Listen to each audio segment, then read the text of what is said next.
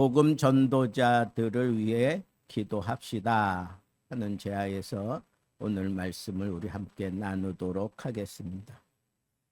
사도 바울과 함께하는 그 복음 전도자들이 이 데살로니가 교회에 두 번째 편지를 쓰면서 아주 직접적으로 이렇게 당부를 합니다. 너희들은 우리들을 위해서 기도해 달라 하는 그런 요청을 하고 있습니다. 여러분, 기도를 부탁하는 것, 이것은 이건 아름다운 거예요. 기도를 부탁하는 것. 우리가 아무한테나 기도 부탁 안 하잖아요. 저 사람이 날 위해서 기도하면 뭔가 좋은 일이 일어날 것 같아 하는 그런 생각이 들면 안 믿는 사람도 부탁을 하더라고요. 제가 목사라는 신분을 알고 어떤 사람이 저와 같이 이렇게 같이 뭔가 이렇게 배우는 그런 자리에서 이렇게 서로 얼굴을 알고 이제 같이 사귐을 갖고 이렇게 몇 달 동안 지냈어요. 그래서 직접적으로 그 사람하고 둘이 앉아서 뭐 대화를 해보거나 뭐 그런 시간들이 별로 없었어요. 근데 제가 목사라는 걸 알고 그냥 언제나 항상 깍듯하게 인사를 하고 그랬었는데, 이분이 얼마 전에 교통사고를 당했어요. 자기가 교통사고를 낸 거죠, 엄밀히 얘기하면. 그런데 제가 볼 때는 그렇게 큰 잘못을 한 것 같지 않은데, 자기 차도 아니고 자기 어머니 차를 가지고 나가서 이렇게 운전을 하다가 상대방 차를 살짝 긁은 거예요, 옆으로. 근데 자기가 이렇게 핸드폰을 이렇게 보다가 이렇게 순간적으로 이렇게 실수를 한 거죠. 근데 제가 볼 때는 이렇게 정황을 쭉 들어보니까 이 사람 혼자 잘못이 아닌 것 같아요.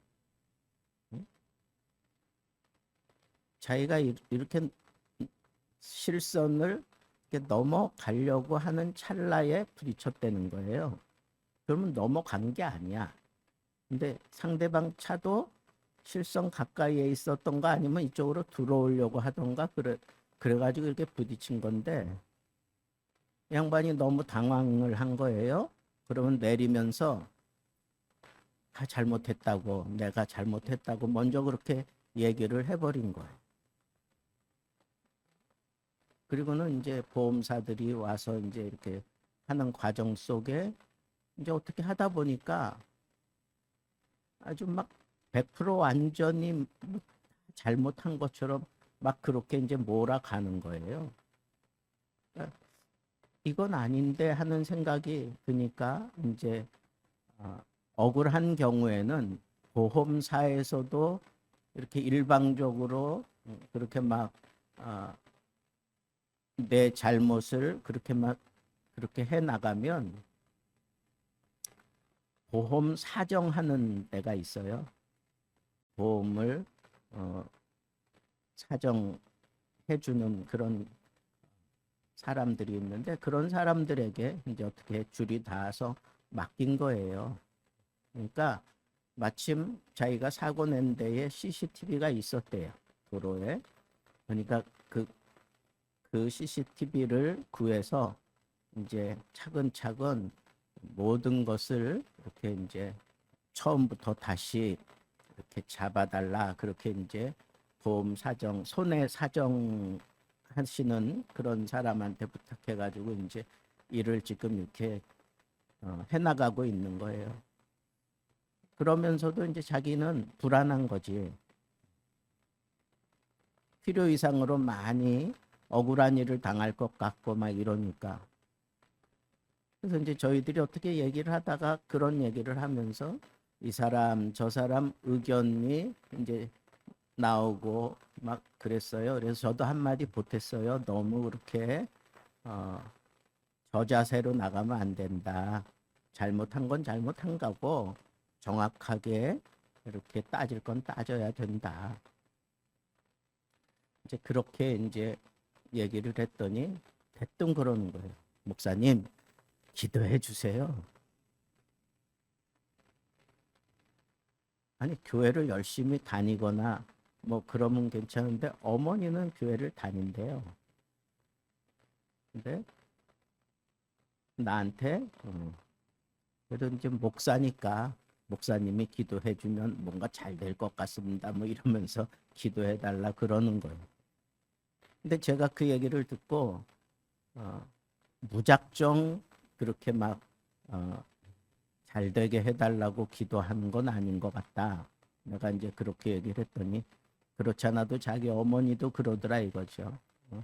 엄마 기도해줘 그랬더니 에라이 그러면서 잘못한 건 잘못한 거고 그리고 정확하게 구분할 건 구분을 해야 된다. 그렇게 얘기하셨대요. 그러면서 제가 목사님께 부탁드리는 거는 자기가 불이익을 당하지 않고 원만하게 자기 잘못한 것만큼만 이렇게 잘 처신을 이렇게 받고 싶습니다. 뭐 이제 이런 식으로 얘기를 하더라고요. 근데 제가 그런 부탁을 받으니까 한편으로는 마음이 뿌듯했어요. 왜? 이 사람이 정말 나를 목사로 아는구나 하는 그런 생각이 들었고 또 생각날 때마다 제가 그거 잘 풀어질 수 있게 해달라고 저도 기도를 합니다. 근데 이처럼 뭐 안 믿는 사람도 자기가 의지할 틈이 생겼다 그러면 기도 부탁을 하는 거예요. 기도 부탁을. 그만큼 이 기도 부탁하는 것은 이건 부끄러운 것도 아니고 잘못된 것도 아니라는 거예요. 오히려 아름다운 거예요. 예수님은 기도 부탁을 했을까요? 안 했을까요?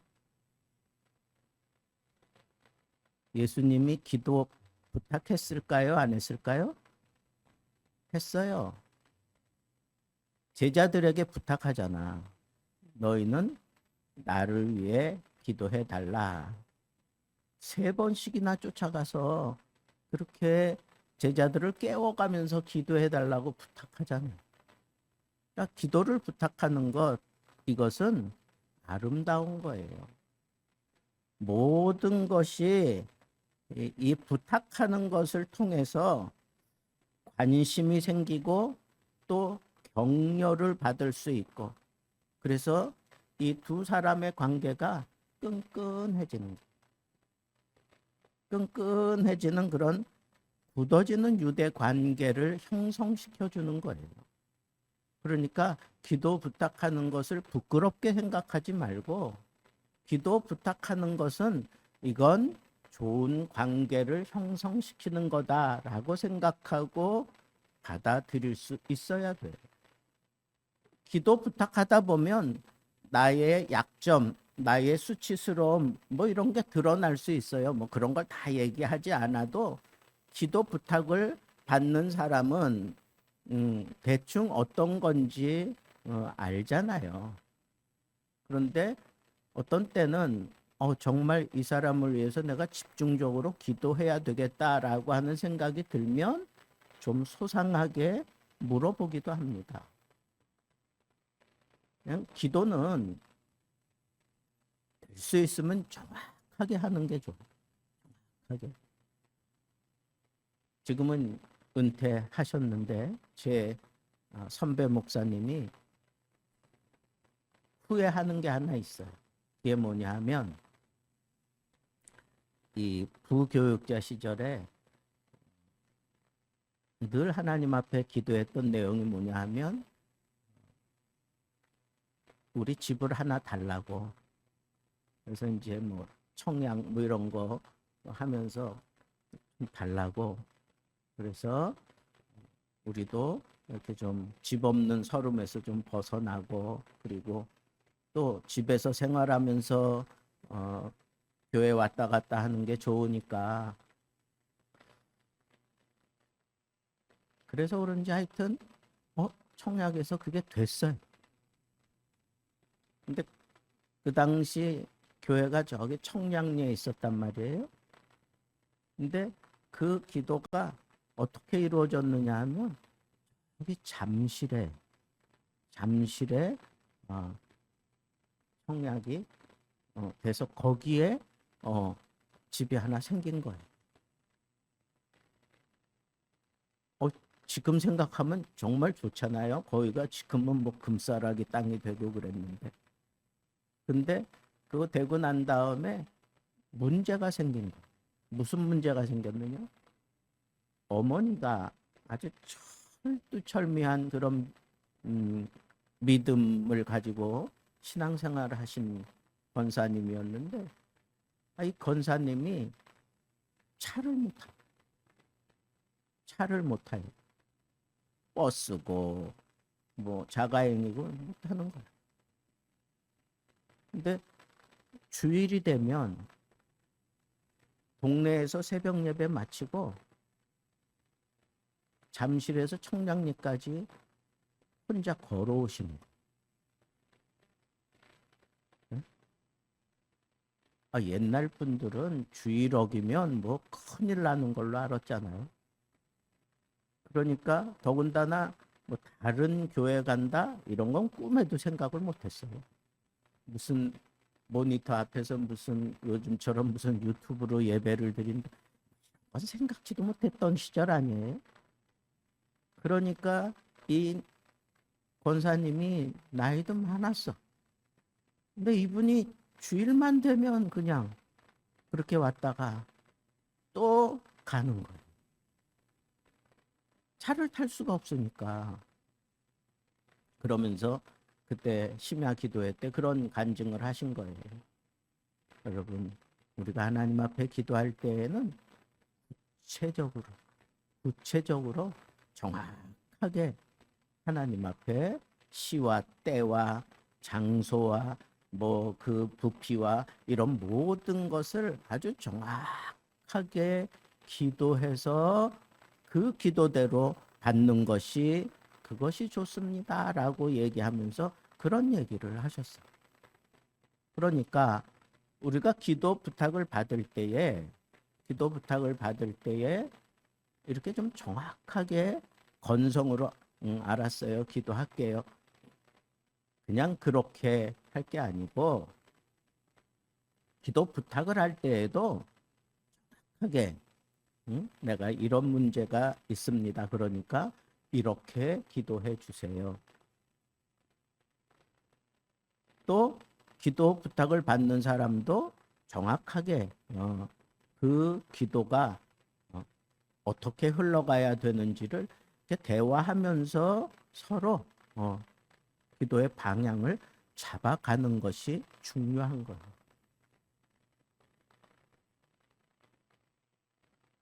여러분, 누군가 내가 막 정말 고군분투하고 있는 거야. 혼자 내가 이걸 감당해 보려고 막 발버둥 치고 있는데, 그런데 그냥 나 혼자 싸우는 거라고 생각했는데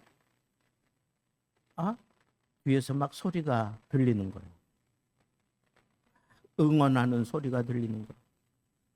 그럴 때 느끼는 그 감동, 그 기쁨,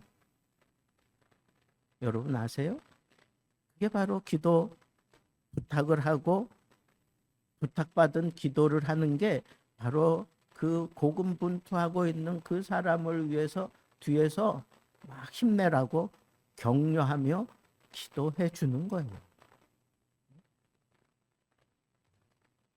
통계에 의하면 많은 복음 전도자들이 복음 전하면서 극심한 외로움을 겪는데, 선교사들이 극심한 외로움을 겪는데요.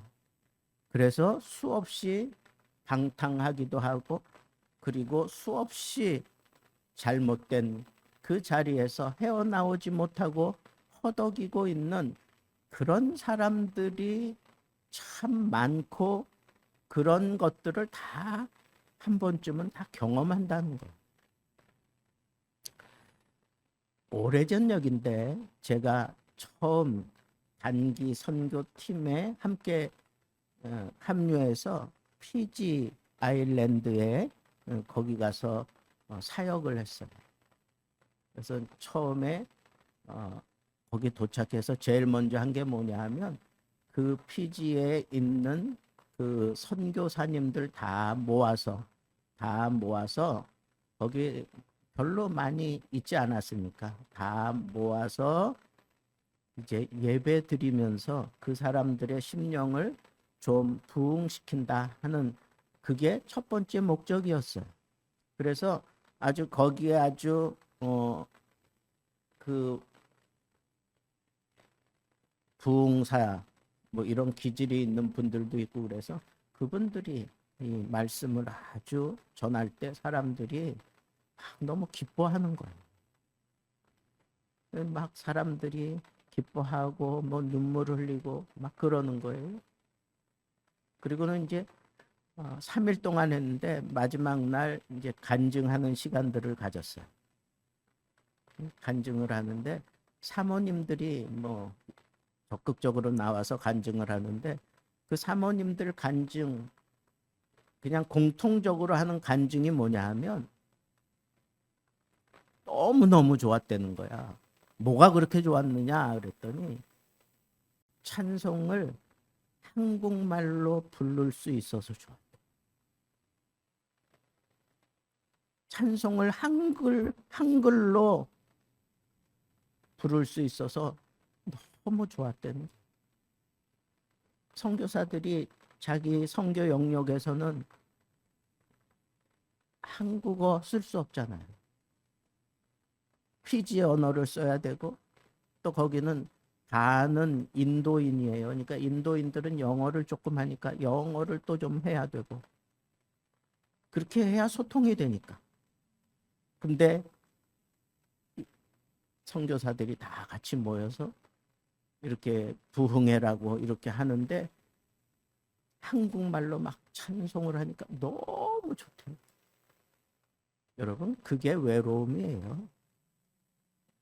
그 외로움에 사로잡혀 있으니까 이게 뚫어져 나가지 않는 거예요. 예? 뭔가 이 안에서 뭔가는 있는데 이게 뚫어져 나가야 내 영이 자유함을 누리고 막 시원함을 느끼고 막 이러는데 그게 안 되다가 그렇게 하니까 그게 막 그때 막 폭발한 거예요. 저는 정말 신기한 체험을 한 거예요. 야, 이 선교사님들이 정말 외로운 거구나. 야, 참 외롭구나 하는 걸 그때 내가 참 많이 느꼈어. 네? 한국 찬송하면서 그냥 가슴이 뻥 뚫릴 정도로 그 사람들은 참 외로운 거예요. 그러니까 이런 외로움이 쌓이고 쌓여 있으면 결국은 헤어나오지 못하는 늪에 빠진 것처럼 그렇게 심각한 방탕도 하게 되고 아주 그냥 저 밑바닥에서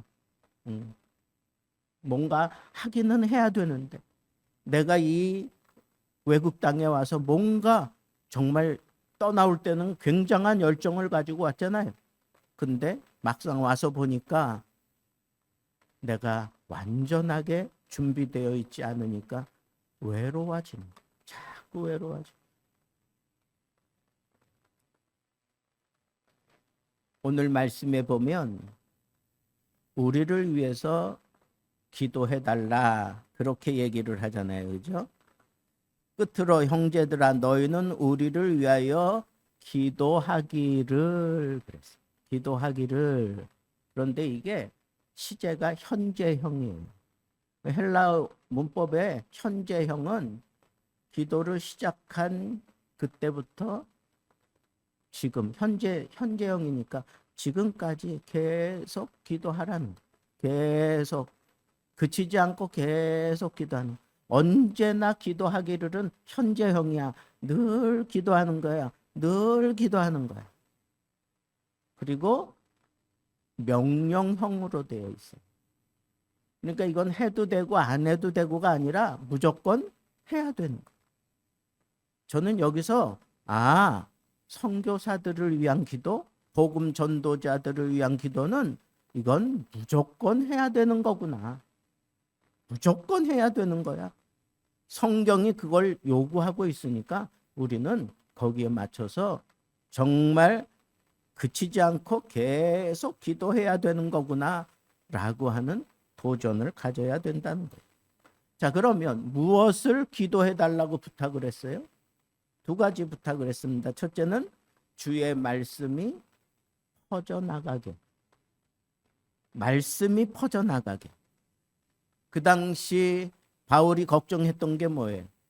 우리가 제대로 훈련시켜 놓지도 못하고 떠나오는 이 데살로니가 교회에 거짓 선지자들이 파고 들어가서 주의 말씀이 아닌 거짓 복음으로 이 사람들을 흔들어 놓을 것 같은 그런 두려움이 있었기 때문에 디모데를 보냈던 거잖아요.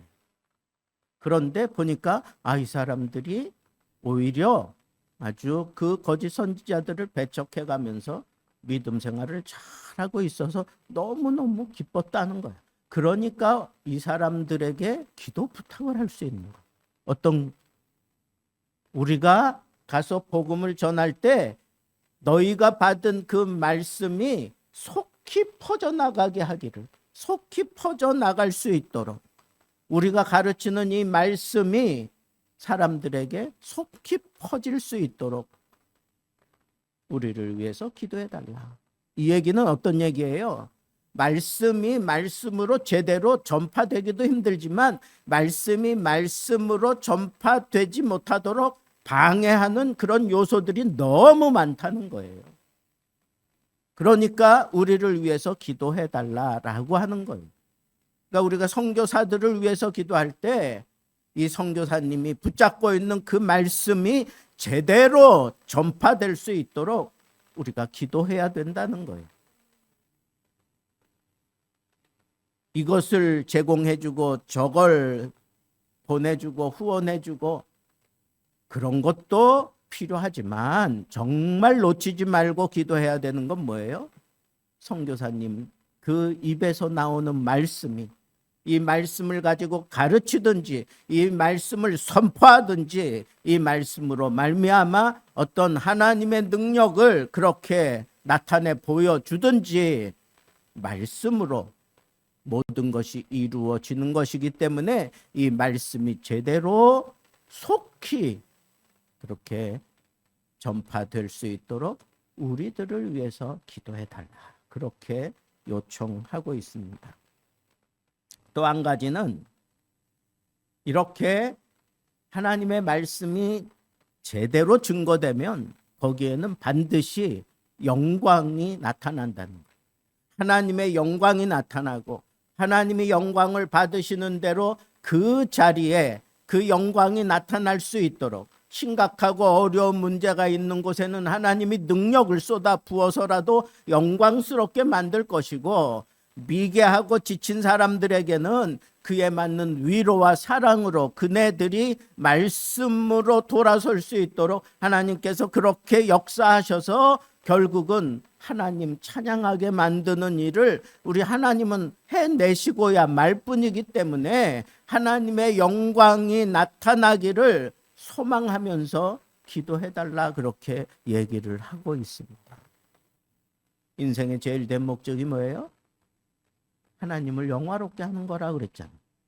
그러면 하나님을 영화롭게 하는 데 있어서 가장 일선에서 사역하는 자들을 위해서 기도하지 않으면서 내가 하나님의 영광을 위하여 산다라고 얘기하는 것은 이것은 어불성설이다 이거예요.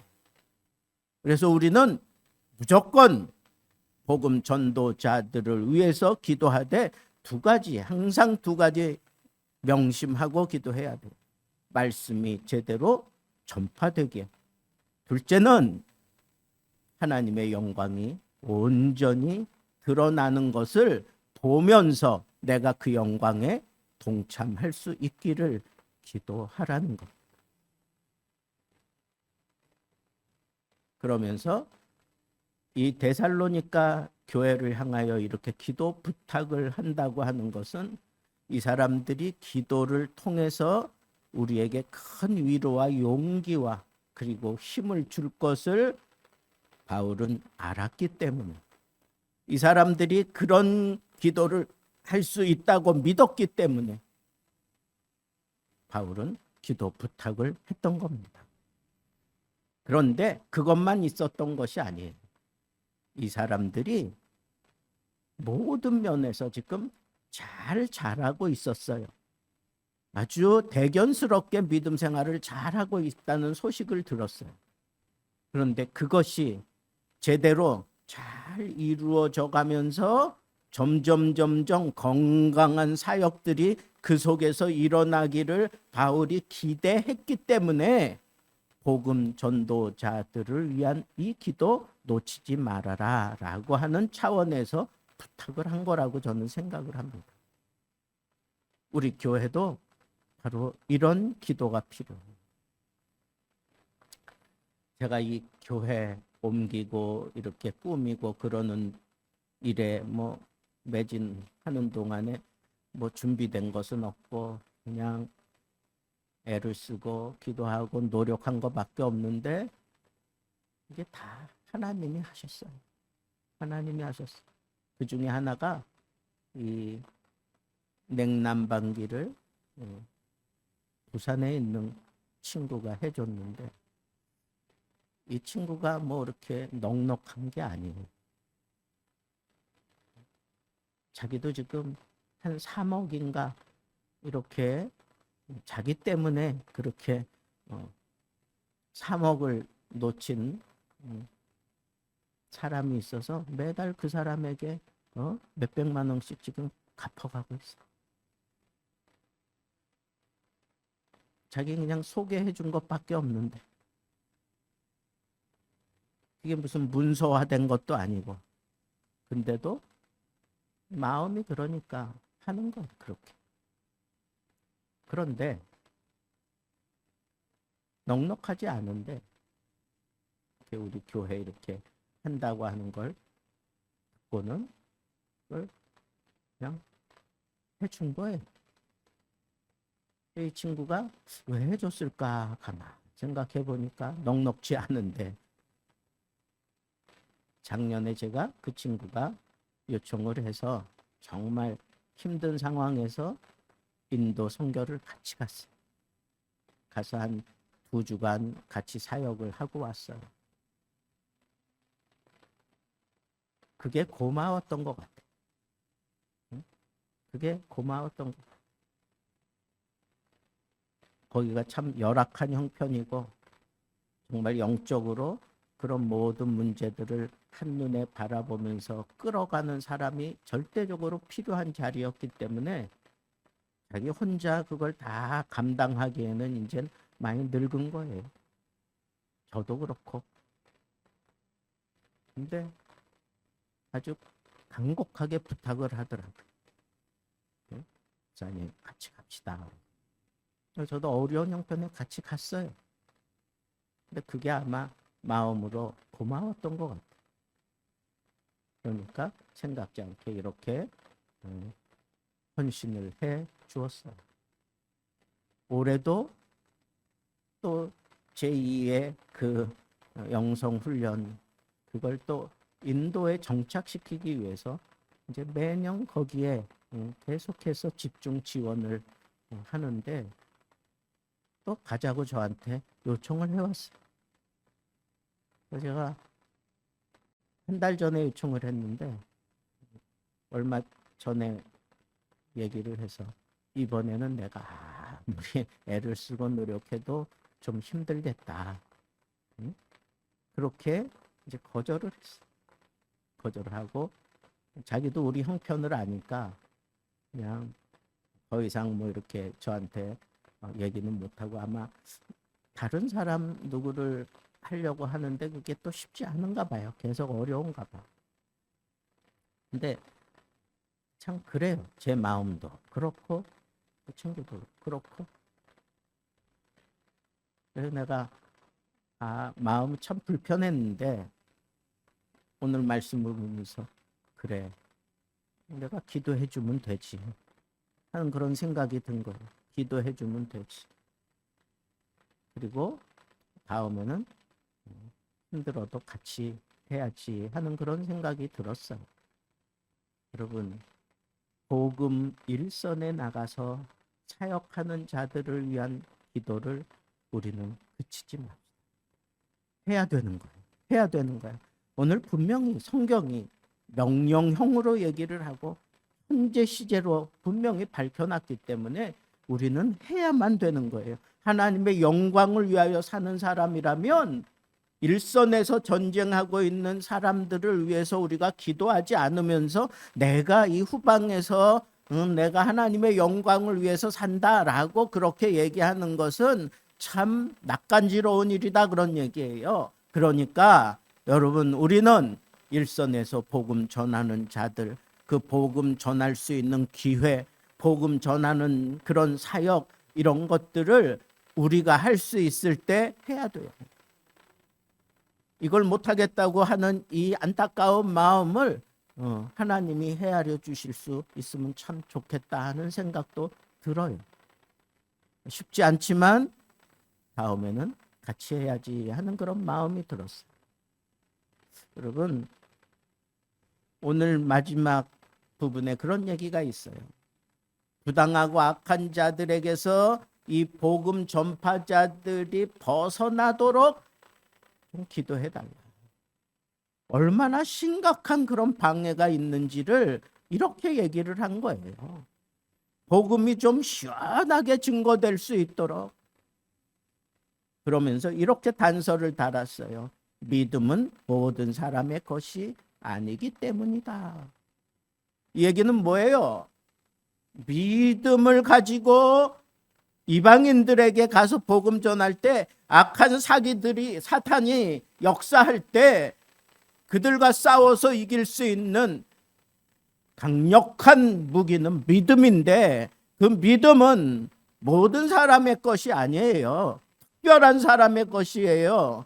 그런 일선에서 사역할 수 있는 그런 믿음은 특별한 사람의 것이라고. 그러면 그 사람들이 그 믿음을 가지고 나가서 이 심각한 어려움을 극복할 수 있게 만드는 강력한 후원은 기도하는 거예요.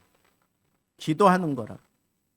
그러니까 이제 막 믿음 생활하는 이런 데살로니가 교회를 향해서도 그렇게 부탁을 할 수밖에 없었던 이 다윗의 마음을 헤아려서 오늘 우리들도 하나님의 말씀이 온전히 전파되고 하나님의 영광이 나타나도록 하나님께서 역사하시도록, 그리고 이 복음 전하는 자들이 당하는 그 괴로움과 위험함, 이런 모든 것에서 벗어날 수 있게 해달라고 우리는 기도해야 되는 것이 마땅하다고 하는 이 사실을 마음에 꼭 명심하시고, 오늘 이 시간에 기도하라고 그렇게 했으니까 우리 한 3분간만 같이 우리 내 마음속에 지금도 이 복음 증거자들을 위해서 기도해야 될 사람들이 있을 겁니다.